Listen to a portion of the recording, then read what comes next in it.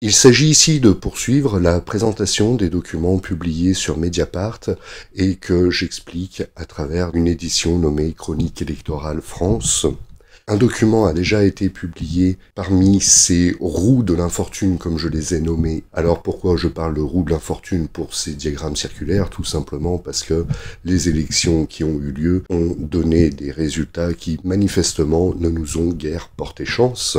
L'article que j'ai d'ores et déjà rédigé et diffusé se nomme « Législative 2024, Front républicain, impact en siège selon comportement avéré » et était une réaction à des estimations diffusées par le boulevard Voltaire à l'appui de simulations fournies par l'entreprise Data Realis qui avait reçu une commande à cette fin. Mes simulations divergent un petit peu. Vous retrouvez le tableur que j'ai déjà présenté avec le graphe de synthèse, le graphique récapitulatif, là c'est l'ensemble des données, mais plus précisément les diagrammes circulaires que je suis en train d'évoquer ont été réalisés à partir des données qui s'affichent présentement à l'écran.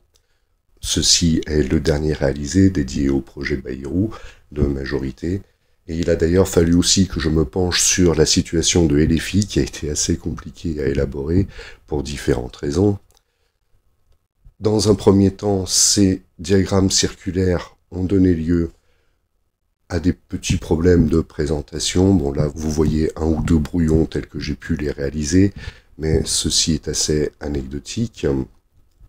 Si j'en reviens à la situation de LFI, il a donc fallu les traiter à part au sein de l'Union de la gauche. Alors cela a nécessité tout un repérage à l'aide de sources tierces, notamment site de l'Assemblée nationale, ainsi de suite. D'ailleurs, j'en reviens à cette matrice que j'avais déjà présentée, qui au départ en fait a été élaborée avec les formules qui s'affichent à l'écran, précisément pour décortiquer la situation des sièges obtenus par LFI, savoir s'ils avaient été obtenus avec de larges majorités ou non. Ça a donné lieu à des graphiques qui se présentent ainsi, afin de réaliser cette première roue de l'infortune où tout le monde est manifestement perdant, le peuple français peut-être aussi. Ce graphique ayant d'ores et déjà été publié, je ne reviens pas dessus, en voici d'autres qui sont à paraître et que je vous laisse découvrir librement. Comme précédemment, vous êtes parfaitement libre de mettre sur pause pour pouvoir mieux les étudier. Donc ceci était pour le gouvernement Barnier.